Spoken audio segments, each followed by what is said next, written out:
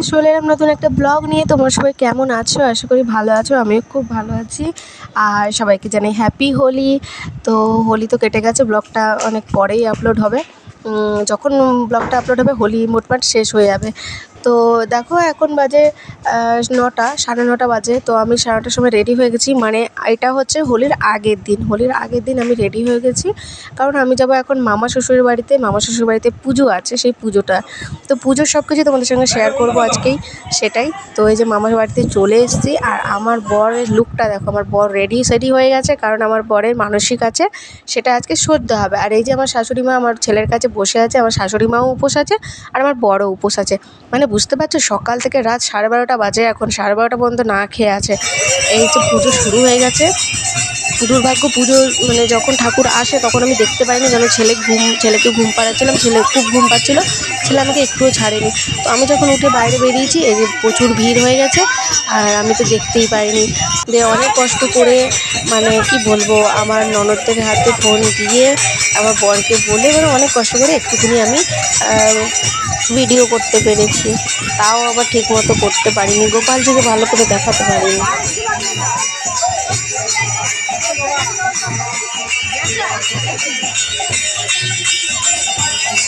আমি যেতে পারবো না,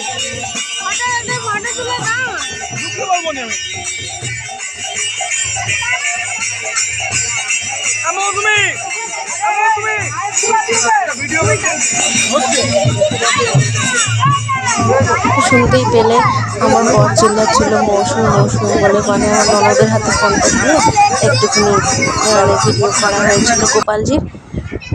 তো এই যে পুজো হয়ে গেল, এবার চলে যাচ্ছে।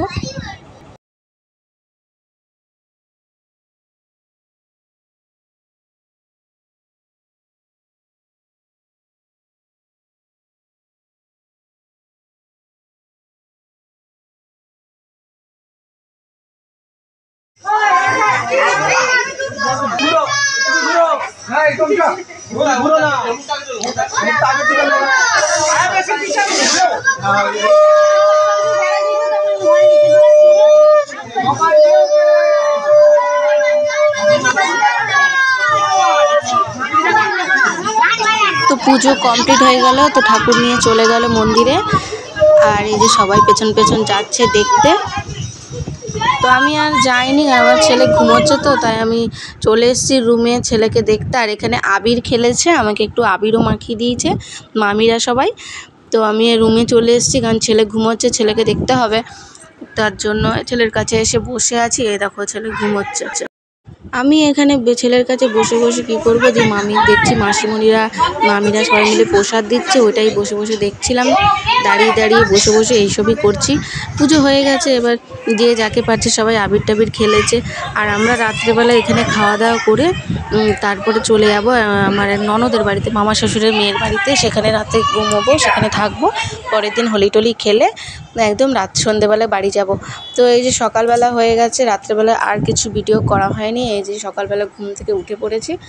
আর উঠে আমি একটু বিছানাটা গুছিয়ে নিয়েছি, দিয়ে একটু বলি দেখি ব্রাশ টাশ করবো। ছেলে উঠে গেছে, ছেলেকে খাওয়ানো আছে, এইসব করতেই অনেক সময় চলে যাবে। তারপরে আবার মামা বাড়িতে যেতে হবে, সেখানে গিয়ে আবার রং টং খেলা আছে। তো এইখানে ছেলেকে খাওয়াতে ছাদে চলে এসেছি। এই যে কত পায়রা দেখো, কি সুন্দর দেখতে লাগছিল। তো এখানে মেসোমশাই, মানে ননদের যে শ্বশুর মশাই, সেই মেসোমশাই হচ্ছে পায়রাকে খেতে দিচ্ছিল। আর সব পায়রাগুলো কি সুন্দর আসছিল, দেখো কি সুন্দর দেখতে লাগছে। আমার তো খুব ভালো লাগছে।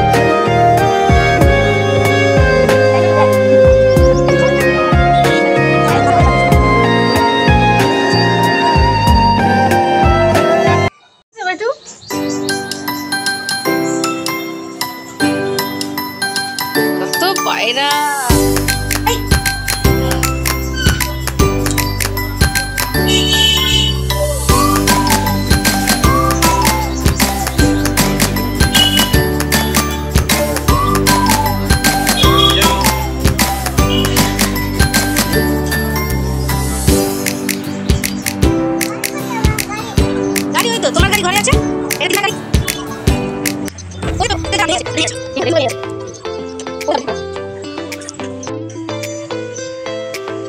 ছেলে খেলছে বলে আমি ছেলের সঙ্গে দাঁড়িয়ে আছি ছাদে, নিচে যেতে পারছি না, ছেলে গাড়িটা নিয়ে খেলছে তো এই জন্য দাঁড়িয়ে আছি।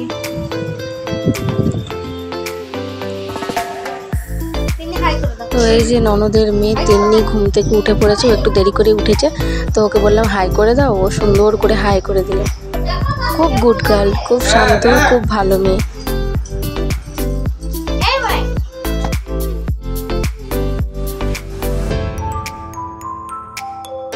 তো এখানে বক্স ছেড়ে দেওয়া হয়েছিল, তো এরা ভাই বোনু মিলে নাচ করছে, হ্যাঁ খুব মজা করছিল। এদের এই নাচ টাচ এইসব মজার জন্য আমাদের মামা বাড়িতে পৌঁছাতে 1টা বেজে গেছিলো, মানে কত দেরি হয়ে গেছিলো। তো এখানে নাচ করছে দেখো, ভাই বোনু, বোনু না দিদি ভাই মিলে নাচ করছে।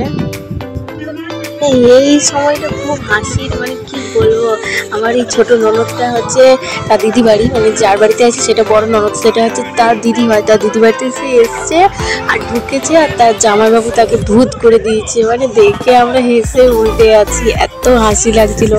সে বেচারা কত সাজবে গুজবে কত কিছু ভেবে রেখেছে, আর সে আসতে না আসতেই তাকে পুরো ভূত করে দিয়েছিল, কি বলবো।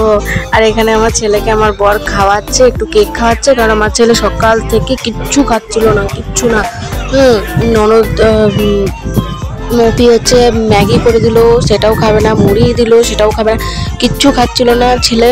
আর কি বলবো, ওর জন্য একটু কেক খাওয়ানোর চেষ্টা করছিল তার পাপা, যদি একটু কেক খায়, তো ওই জন্য ওর পাপা কেক খাওয়াচ্ছে, আর ওকে ভয় দেখাচ্ছে, ওর পিসো ওকে ভয় দেখাচ্ছে হাতের রঙগুলো নিয়ে। এইসবই হচ্ছে মজা, আর কি বলবো।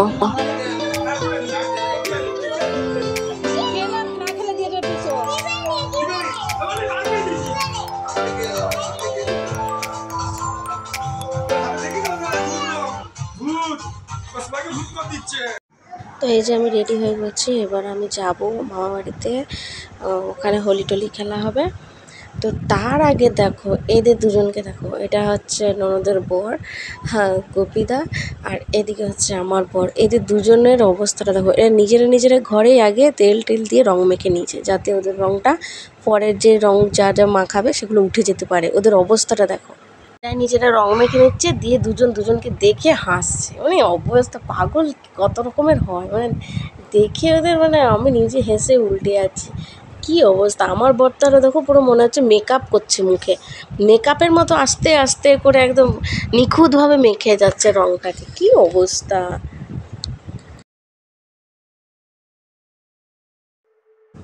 তো এই যে মামাবাড়ি পৌঁছে গেছি, আবার মামাবাড়িতে মানে ঢুকতে আবার ভূত হয়ে গেছি আমি, আর এই যে আমার বরমশাই ভূত হয়ে গেছে। বরকে বলছে তাহলে দেখাও একটু তোমাকে কেমন লাগছে, তো এই দেখো আমার বরকে কেমন লাগছে, এদিকে সবাই ভূত হয়ে গেছে দেখো, খুব মজা হচ্ছিল, আমাকে দেখতে খুব ভালো লাগছিল, সব ভূত।